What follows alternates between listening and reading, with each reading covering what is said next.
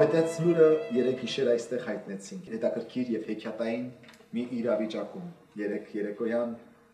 մեզ կարծես հյուր էին եկել Տիրամայրը,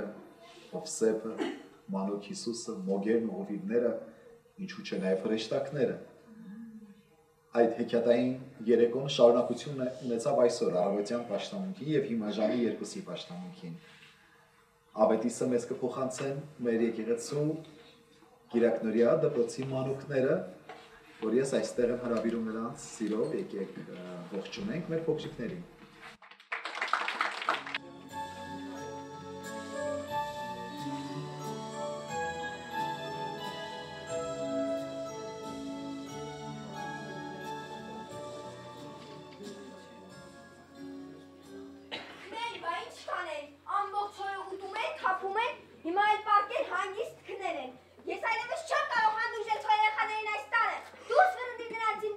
Ես դա երբեք չեմ ան։ Նամանավանդ որ դրսում սարսափ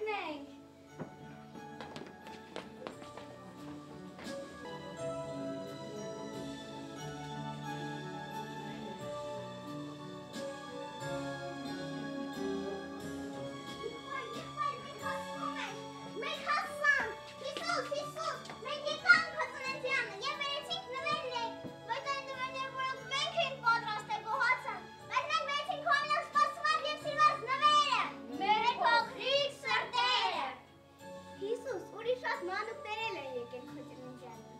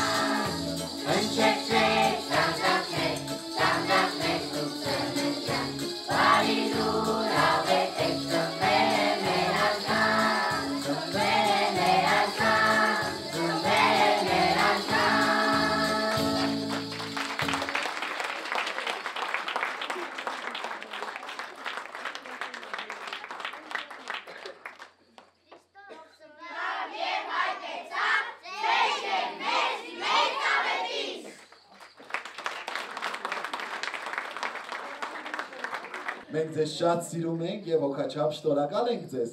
և գիտենք, որ դուք էլ եք Հիսուսին շատ սիրում և մենք պետք է մեծ ասակներս ձեզանից սովորենք, թե ինչպես սիրենք Հիսուսին։ Շնորհակալ ենք երեխեք ջան, մենք հիմա մի հետաքրքիր բան ենք անելու։ Ձեզ միանալու են նաև մեր երիտասարդներից մի քանիսը ու ավետյաց լուրը շարունակելու ենք փոխանցել մի շատ գեղեցիկ երգ երգելով։ Համաձայն եք։ Դուք կմիանաք այդ երգը մեզ հետ երգեք կրկներքին։ Պայմանավորվեցինք։ Շատ լավ, համեցեք։ Պատրաստ եք մեզ հետ երգելու։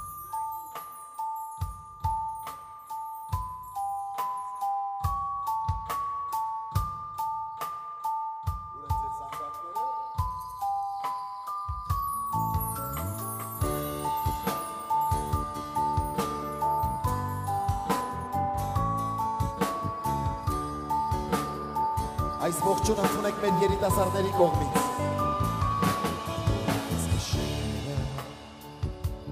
Եվ խորհրդավոր ավետյաց զանգերը կհնչեն այսօր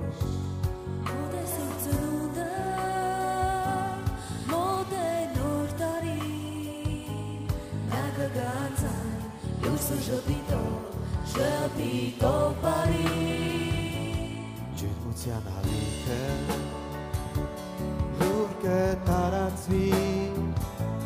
մարդկային սրտերը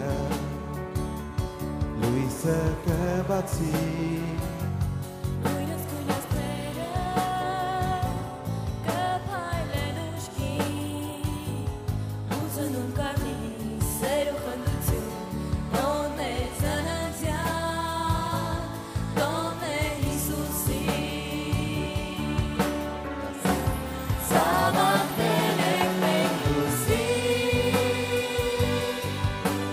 I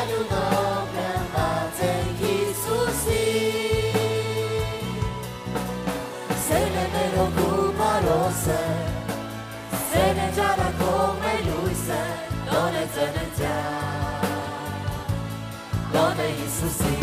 զավակներն ենք մենք լույսի Արյունով գնված ենք Հիսուսի Սեն է մեր հոգու պարոսը Սեն է ճարակող մեր լույսը Դոնե ծննդյան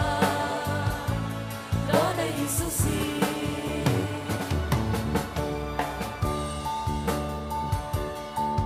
Ջան շնորհավորում ենք մեկս մյուսի միած սրտանց ասում ենք Քրիստոս ծնավ եւ հայտնեցավ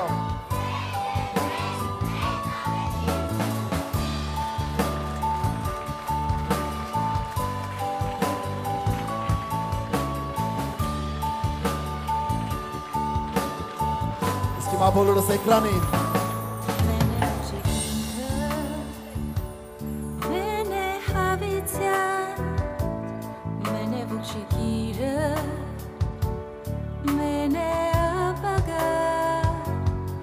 Կպախվի աշխարը, կպախվեն մարդի, կդալան բարի, ջերմ ու սրտաբաց, տոնեն օտարի, թողացվեն դռները, ժամն է գալստյան, թողացվեն սրտերը, բան է խանդության, թողեն չեն երկերը,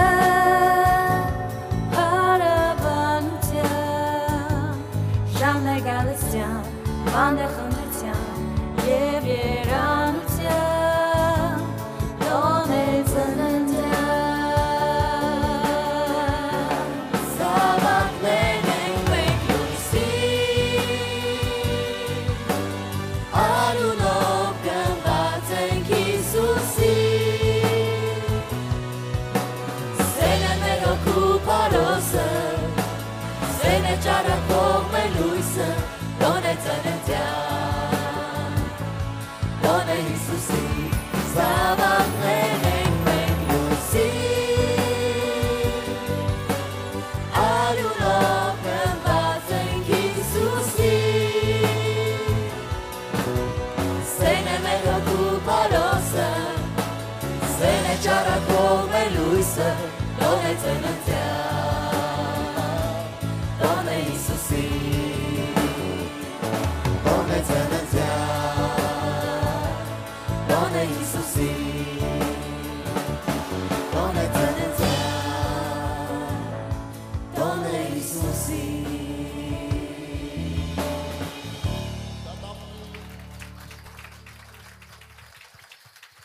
Շնորհակալ ենք երեխեք ջան, Աստված օրհնի ձեզ։ Այն սենյակում ձեզ սպասվում են նվերներ, վազելով շուտ արեք, գնացիք նվերների հետևից։ Շուտ, կուշ կլնի հետո։ Շուտ արեք։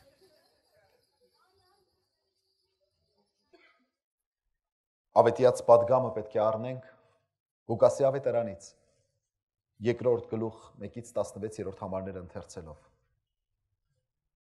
Այն օրերը Օգոստոս կայսրեն հրաման ելավ, որ բոլոր աշխարհը գրվի։ Այս առաջին աշխարհագիրը եղավ Կյուրենոսի Սուրիո վրա կուսակալություն հրած ատենը։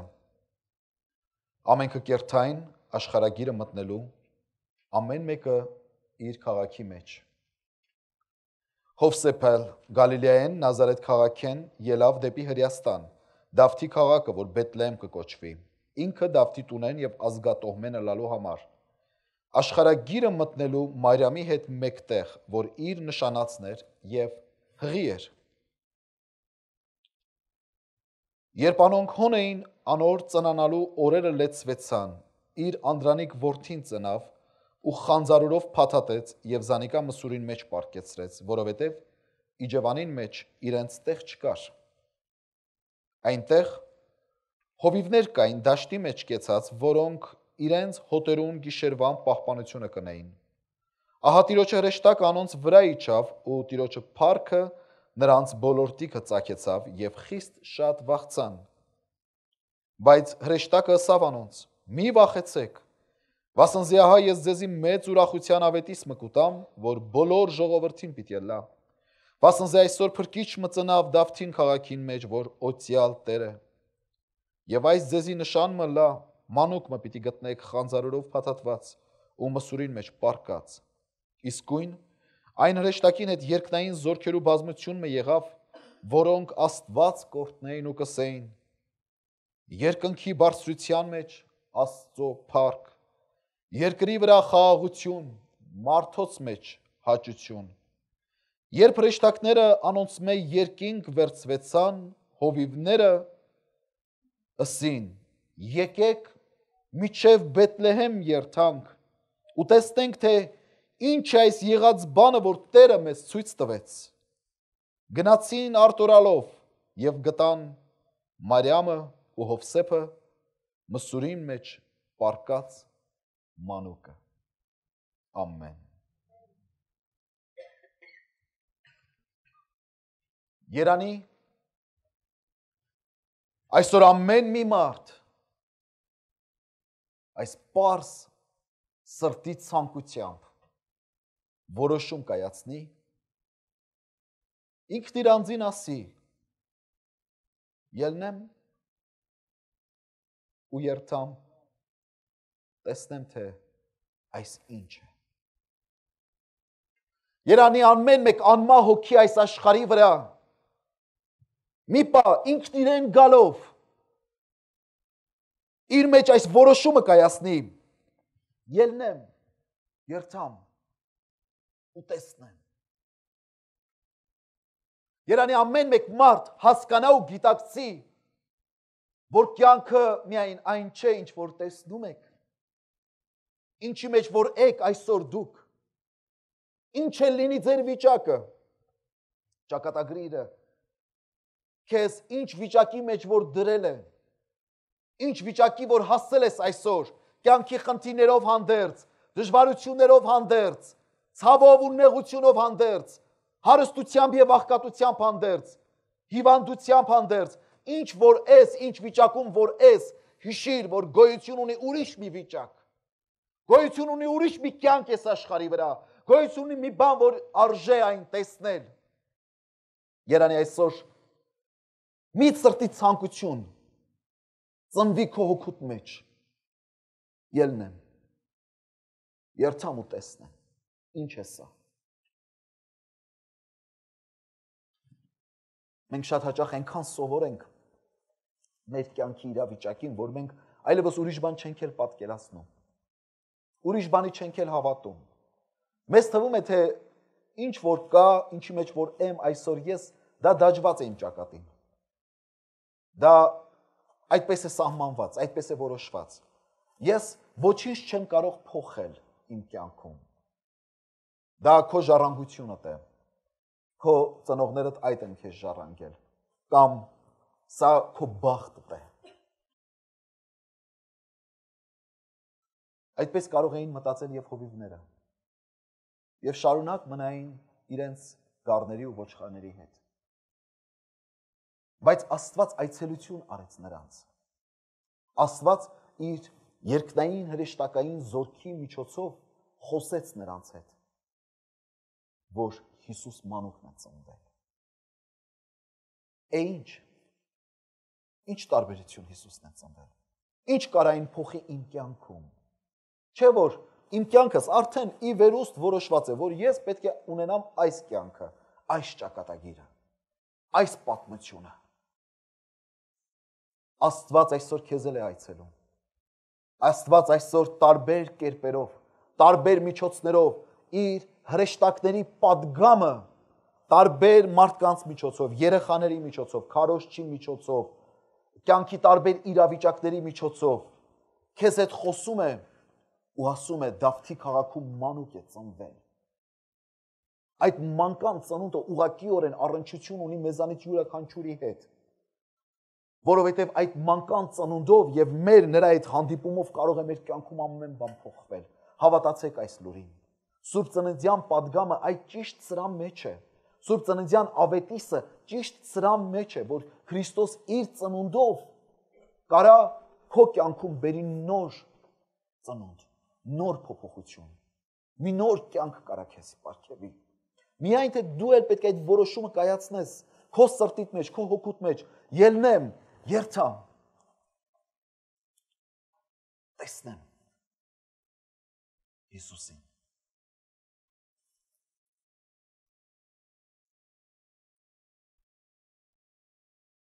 Որքան հրաշքներ են տեղի ունեցել քո կյանքում։ Որքան անգամներ Աստված այցելություն է արել քեզ։ Որքան անելանելի վիճակներում, անհույս վիճակներում Աստված իր բազուկն ուղարկել է, որպեսզի դու տեսնես այդ հրաշքը, որպեսզի դու հասկանաս, գիտակցես, որ գոյություն ունի քո իրավիճակից դուրս ուրիշ մի կյանք, գոյություն ունի ուրիշ մի բան այս աշխարհում, որը կարող է փոփոխություն բերել քո կյանքում։ Աստված իր պատգամը ուղղել է ամեն մեկից, որպեսզի մենք այդ որոշումը կայացնենք, ելնենք, երթանք, տեսնենք ինչի համար, որպեսզի Քրիստոս մուտք գործի մեր կյանք, որպեսզի տեղ տանք Հիսուսին մեր կյանքում։ Սա Աստծո խոստումն էր, որ իրականացավ։ Աստված ուղարկեց աշխարհ իր որդին։ Մաղաքիա մարգարեության մեջ 5 կտակարանում Աստծո խոսքն ասում է 4-րդ գլուխ 2-րդ համարի մեջ, ասում է. բայց ձեզ իմ անունես վախեցողներուդ արդարության արեգակը պիտի ծագի։ Անոր թևերուն վրա բժշկություն պիտի ըլլա, եւ դուք գոմի պարարտ հորթերուն պես դուրս պիտի ելնեք ու պիտի ցածկեք։ Սա Աստծո, հոր Աստծո խոստումն էր ամեն նրանց համար, ովքեր որ երկյուղ ունեն Աստծո հանդեպ։ Դուք, որ իմ անունիցս վախենում եք, ձեզ համար արդարության արեգակը պիտի ծագի, որտեղ այս աշխարհի մեջ թագավորում է անարդարության խավարը։ Դրա համար դու քեզ երջանիկ չես զգում։ Դրա համար դու չես կարող գտնել քո երջանկությունը այս աշխարհի մեջ, որտեղ այս աշխարհում թագավորում է անարդարության խավարը։ Բայց դուք, որ հավատում եք, որ այս խավարից վեր, այս խավարից դուրս գոյություն ունի Բեթլեհեմ, գոյություն ունի Մսուր, գոյություն ունի Աստված, ձեզ համար արդարության արեգակը պիտի ծագի։ Եվ ասում է, նրա թևերի վրա բժշկություն պիտի գտնեք։ Այն թևերը, որ խաչի վրա գանվեցին, այդ թևերի վրա բժշկություն կա։ Այդ գրկի մեջ կյանք կա։ Այդ գրկի մեջ փրկություն կա։ Այդ թևերի մեջ ապահովություն կա։ Ամեն մեկս կարիք ունենք մեր ծնողի թևերի, մեր ծնողի թևերի պաշտպանության։ Երբ որ չարը մոտենում է, երբ որ գազանը մոտենում է, երբ որ խավարը մոտենում է, երբ որ ամպրոպը ճայթում է, երեխան ուր է վազում։ Ծնողի գիրկը, որովհետև ծնողի թևերն են նրա համար ամենաապահով վայրը։ Տիրոջը թևերի մեջ ապահովություն կա, եւ սա Աստծո խոստումն էր, որ տրվեց։ Ձեզ արդարության արեգակը պիտի ծագի, նրա թևերի վրա բժշկություն պիտի ըլլա, եւ դուք գոմի պարարտ հորթերու պես դուրս պիտի ելնեք ու պիտի ցածկեք։ Այդ ախորային վիճակից դուրս պիտի ելնեք, այդ բանտարկված վիճակից դուրս պիտի ելնեք եւ պետք է ցածկեք, այսինքն պիտի ուրախանաք։ Միայն թե այդ որոշումը ձեր սրտում կայացրեք, ելնենք, երթանք ու տեսնենք, որովհետեւ եթե ելնեք, այդ որոշումը կայացնեք, անպայման կգտնեք ձեր ուրախությունը, ձեր կյանքը։ Ճիշտ անարակ որդու նման։ Եթե հիշում եք Լուկաս ավետարանի մեջ, անարակ որդու առակը կա, երբ որ նա իր հոր տնից հեռու էր եւ խոզերի կերակուրին անգամ արժանի չէր, այդ կեղտի, այդ պղծության մեջ մի օր որոշում կայացրեց, ասեց ելնեմ ու երթամ հորս տունը։ Այսօր այս սրտի ցանկությունը պետք է լինի ամեն մեկիս հոգու մեջ, ելնենք ու երթանք։ Եվ եթե միայն որոշես, դուրս գաս ու գնաս, անպայման արդարության արեգակը պիտի ծագի։ Այս խոստումը իրականացավ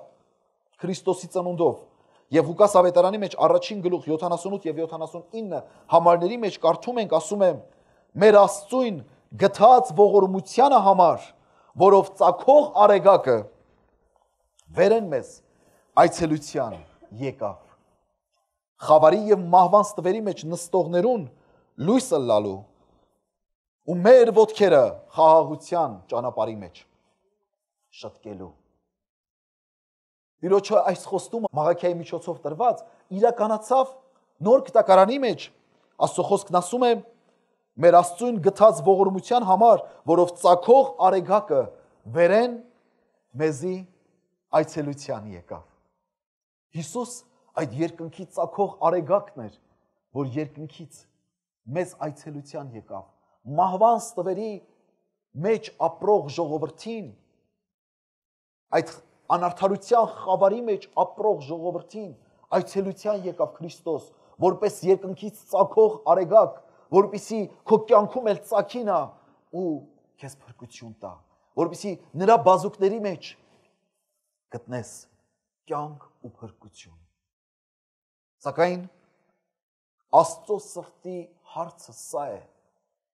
Աստծո հոգու հարցը սա է, որ նա հայտնում է մեզ Եսայի մարգարեի միջոցով, Եսայի 53 առաջին համարն ասում է, ով հավատաց մեր տված լուրին, Տիրոջը բազուկը, որուն հայտնվեցավ։ Ով է հավատում այսօր։ Ով հավատաց մեր տված լուրին։ Չէ՞ որ Սուրբ Ծննդյան լուրը մենք կոչում ենք ավետիս։ Ճիշտ է, որպես բարի լուր, որ հրեշտակները հայտնեցին հովիվներին, բարի լուր, որ Աստված տարբեր կերպերով հայտնել է մեզանից յուրաքանչյուրիս։ Անհնար է, որ Աստված մեկին դատի, եթե նրան բարի լուրը հայտնած չլինի։ Աստված ամեն մեկիս էլ տարբեր կերպերով իր զավակի ծննդյան բարի լուրը հայտնել է, բայց հարցը սա է. ով հավատաց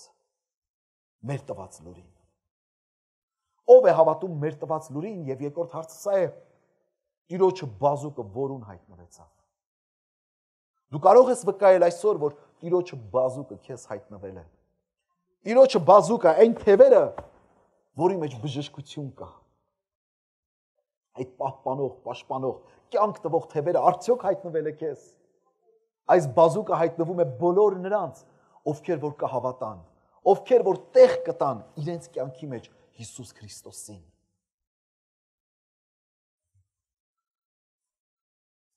Սուրբ Ծննդյան պատմության մեջ այն ինչ որ երեք խոսեցինք, հետաքրքիր է այս դրվագը, երբ Հովսեփն ու Մարիամը տեղ են փնտրում գիշերելու համար, Հիսուս մանուկը ծննդաբերելու համար, բայց գրված է Իջևանի մեջ իրենց տեղ չկար։ Այս Իջևանը ներկայացնում է մարդկային այն կյանքը, որի մեջ Հիսուսի համար տեղ չկա։ Հարցը սա է, ով հավատաց մեր տված լուրին։ Ում կյանքի մեջ տեղ կա Հիսուսին։ Բոլոր սենյակները զբաղված էին եւ տեղ չկար։ Այսօր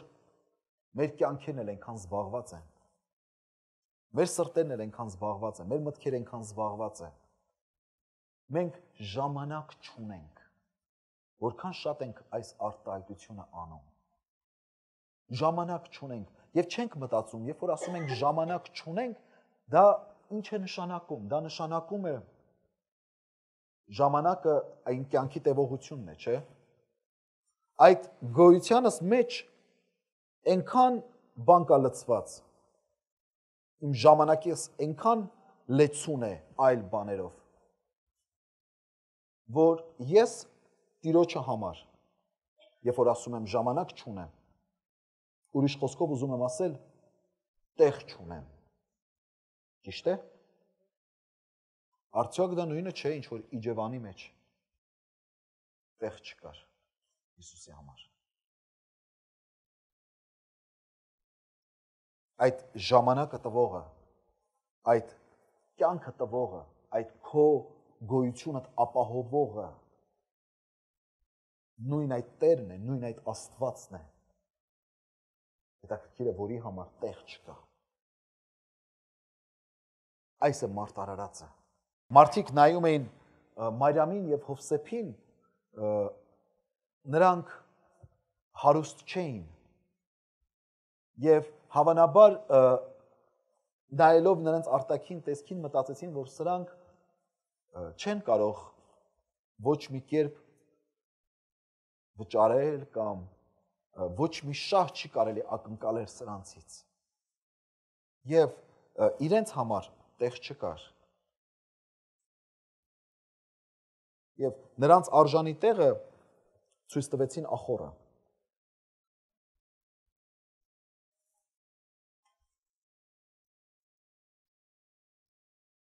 Հիսուս երբեք քեզ չի հայտնվելու իր շքեղությամբ։ Հիսուս երբեք մեզ չի հայտնվելու իր արքայական փառքով։ Հիսուս մեզ միշտ հայտնվելու է մանուկի տեսքով։ Մանուկները նրանք են, ումից ոչինչ չի կարելի ակնկալել։ Նրանք մեզ ոչինչ չեն կարող տալ, կարծես թե մենք ենք միայն տվողը նրանց։ Իսկ մենք նրանց ժամանակը չունենք, նրանց հավեսը չունենք, նրանց ներվերը չունենք եւ այլ եւ այլն։ Միտքս ճիշտ հասկացեք, խնդրում եմ։ Ինչ կարելի է ակնկալել Մարիամից, Հովսեփից, ինչ կարելի է այսօր ակնկալել Քրիստոսից, ինչ կարող է տալ նա մեզ, մեկը, որ ընդհակառակը այնպիսի խոսքեր է երբեմն ասում, որ մեզանից կարծես թե պետք է տանի ավելի, քան թե մեզ տա։ Հիսուսն ասաց մեծահարուստ երիտասարդին, որ քո ունեցվածքը ծախիր, տուր աղքատներին եւ իմ ետևից արի։ Ուրիշ խոսքով նա ոչ միայն չի կարող հարստացնել մեր կյանքը ըստ մեր տրամաբանության, այլ նաեւ կարող է մեզանից անգամ տանել որոշ բաներ։ Ինչպես կարող ենք մենք տեղ տալ մեկին, որից շահ չունենք։ Աստծո խոսքն ասում է Տիմոթեոսին ուղված նամակի մեջ Պողոս առաքյալն ասում է առաջին Տիմոթեոս 6, 5 եւ 7-րդ համարների մեջ այս խոսքերը. մտքով ապականած ու ճշմարտությունից հեռացած մարդիկ զրաբանություններ, որոնք աստվածպաշտությունը շահավաճառություն մը կսեպեն, այդպիսիներին մեկդիկեցիր, սակայն աստվածպաշտությունը գոհությունով մեկտեղ մեծ շահավաճառություն է։ Ասում է չար մարդիկ, մեղավոր մարդիկ աստվածպաշտությունը նկատում են որպես շահավաճառություն։ Աստվածպաշտության մեջ շահավաճառություն են փնտրում, շահ են փնտրում։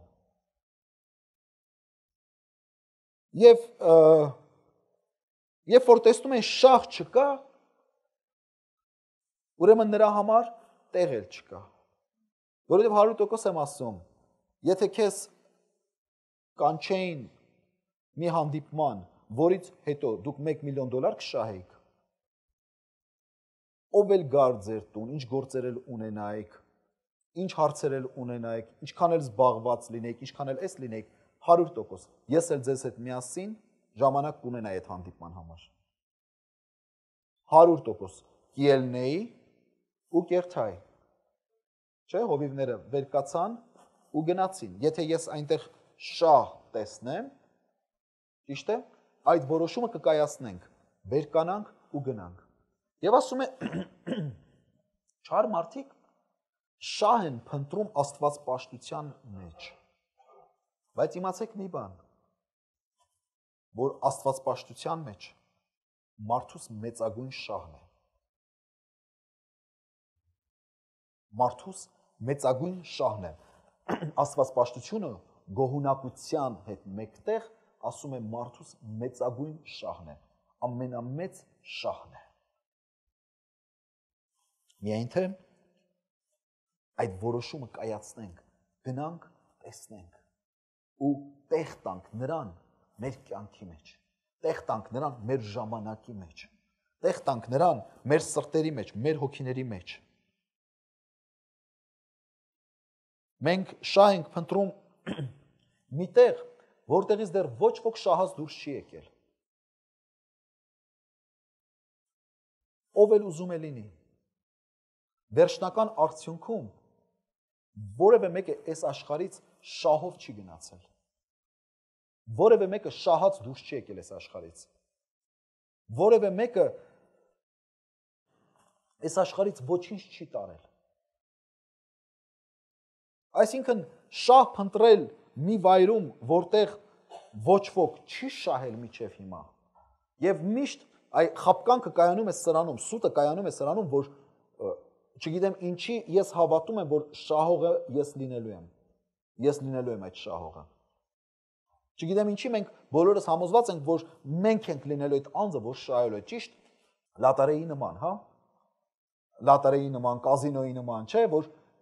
լսում ես ինչ-որ պատմություններ, մեկը շահել է, մյուսը շահել է եւ այլ, ասում ես հաջորդի ես եմ լինելու, ես անպայման սա շահելու եմ, չէ, անպայման այդ ամբողջ կյանքդ ներդնում ես դրա մեջ, որ դու շահելու ես։ Հիշեք, կազինոյից ոչ ոք շահած դուրս չի եկել։ Դնում ես մի պա կարծեցյալ շահ ես ունենում, բայց հետո այդ ամբողջն ես դնում, մի բան էլ ավել ես դնում, վերջը անպայման դու կորցրած ես դուրս գալիս։ Եվ այս աշխարհում որևէ մեկը շահած դուրս չի եկել։ Եթե մի շահ կա, որ դու կարող ես ունենալ այս աշխարհում, դա Հիսուս Քրիստոսն է։ Եթե դու նրան կյանքումդ տեղ տաս, կյանք ուր տեղ կա Հիսուսի համար, ով որ իր սիրտը, ով որ իր հոգին դարձնում է Հիսուսի ծննդավայր, նրա կավե տնակը վերածվում է արքայական պալատի։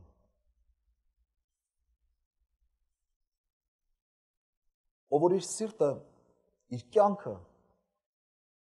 բացում է Տիրոջը համար։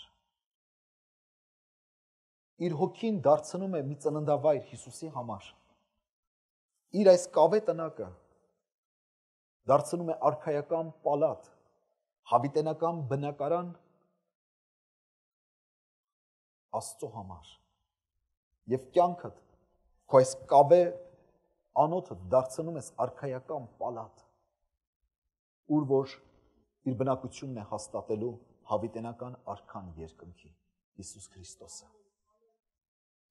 Սա է քո մեծագույն շահը։ Միայն թե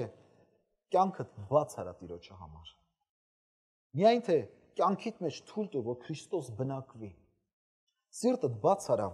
այս հողե անոթդ դարձրա բնակարան Քրիստոսի համար։ Ավարտին երկու համարներ կարդանք Աստծո խոսքից, 2 Կորինթացիս 4, 6 եւ 7-րդ համարները ասում են. Վասնզի Աստված, որ հրաման ըրավ, որ խավարեն լույս ծագի, ինքը մեր սրտերուն մեջ ծագեցավ Աստծո փառքին գիտության լույսը տալու համար, Հիսուս Քրիստոսի անձով։ Արդ մենք այս գանձը հողե ամաններուն մեջ ունենք, որպեսզի զորության առավելությունը Աստծուց լա եւ ոչ թե մեզ մե։ Ուշադրություն դարձրեք։ Մաղաքյա մարգարեն ասում է երկնքի արդարության արեգակը պիտի ծագի ձեր վրա։ Այդ արդարության արեգակը երկնքում էր։ 2000 տարի առաջ Ղուկաս ավետարանիչն ասում է, որ արդարության արեգակը մեծ այցելության եկավ Հիսուս մանուկի տեսքով։ Արդարության արեգակը Բեթլեհեմում է։ Նոր Գտակարանում Պողոս առաքյալն ասում է. Աստված, որ հրաման արեց խավարից լույս ծագի, ինքը մեր սրտերի մեջ ծագեցավ։ Այդ արեգակը մեր սրտերի մեջ ծագեց։ Եվ ասում է, այդ գանձը ունենք մեր այս հողե ամանների մեջ։ Սա է քո շահը։ Եթե թույլ տաս այդ արեգակը ծագի քո հոգուտ մեջ։ Մարդիկ կան հավատում են արեգակի գոյությանը, հավատում են Աստծո գոյությանը,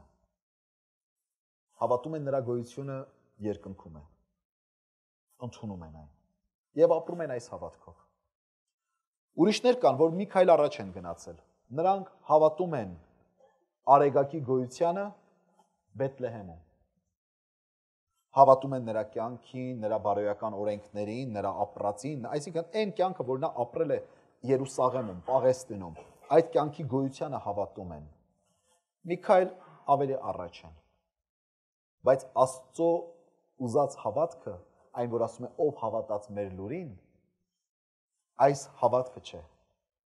Արեգակի գոյության հավատքը չէ, որ երկնքում նա կա։ Աստծո գոյության հավատքը չէ, որ երկնքում նա կա։ Աստծո գոյության հավատքը չէ, որ նա Բեթլեհեմում ծագել է 2000 տարի առաջ։ Այլ Աստծո ակնկալած հավատքը սա է, որ նա ծագի քո սրտիդ մեջ, քո հոգուդ մեջ, քո կյանքիդ մեջ։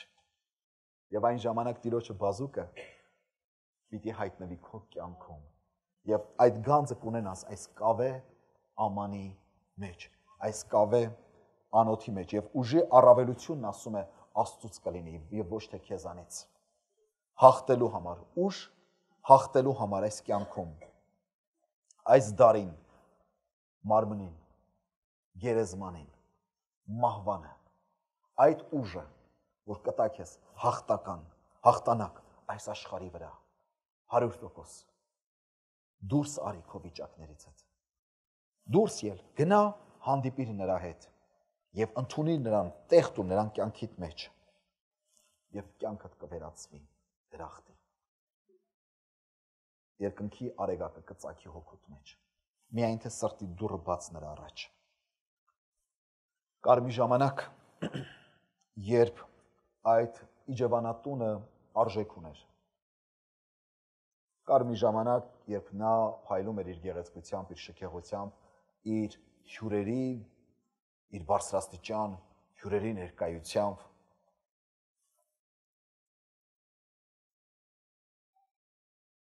Իսկ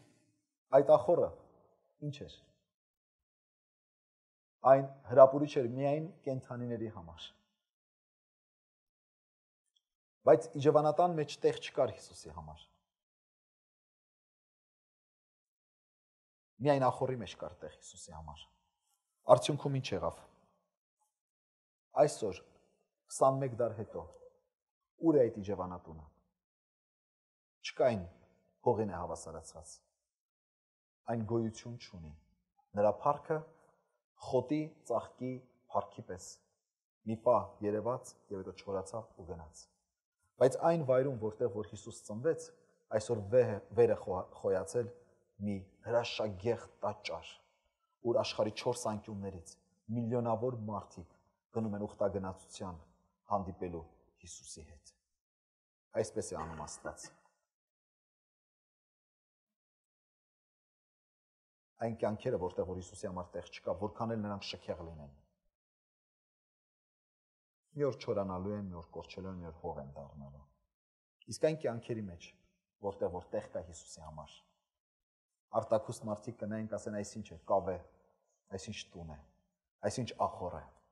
Մի մտահոգվիր, Հիսուսին ընդունիր սրտիդ մեջ։ Սա քո մեծագույն շահն է, եւ քո կյանքդ, քո մարմինը, քո հոգիդ դառնալու է երկնային մի պալատ Աստծո բնակության համար։ Տերը թող օրհնի ձեզ իր փառքի համար։ Ամեն։ Ավարտին, սիրելիներ, ուզեմ աղոթքի առիթ տալ, եթե մեր մեջ գետ մեկ հոգի կա, որ Քրիստոս դեռ իր սրտի մեջ չի բնակվում, դեռ քո հոգին չես դարձրել տաճար Հիսուսի համար, այսօր ընդունիր նրան կյանքիցդ ներս, այսօր սրտի դուռը բացիր նրա առաջ, եւ Տերը թող թագավորի այսօր քո հոգուտ մեջ, ապաշխարիր ու դարձի ետ, մեղքերդ խոստովանիր եւ իրական սուրբ ծնունդ տոնակատարիր այսօր, Տերը թող օրհնե ձեզ։ Եթե Հիսուսին դեռ չես հրավիրել սրտիդ մեջ, այսօր այս աղոթքով կանչիր նրան հոգուտ մեջ։ Աղոթենք։ Եթե այս աղոթքը քո սրտից է բխում, սիրելի բարեկամ, ինձ հետ միասին կարող ես այն անել, սրտանց հավատալով, որ Տերը լսում է քեզ։ Աղոթիր այսպես. Երկնավոր Սուրբ Հայր, ես իմ հոգու դուռը բացում եմ Հիսուսի առաջ ու խնդրում եմ, որ նա ներս գա։ Տեր Հիսուս, ծնվիր այսօր իմ հոգում, ներիր իմ մեղքերը, Տեր, ջնջիր այն, ես զղջում եմ իմ բոլոր գործած մեղքերի համար ու խնդրում եմ, որ դու տաս ինձ հավիտենական կյանք, ուզում եմ հավերժ ապրեմ քեզ հետ, հիմա եւ միշտ եւ հավիտյանս հավիտենից։ Ամեն։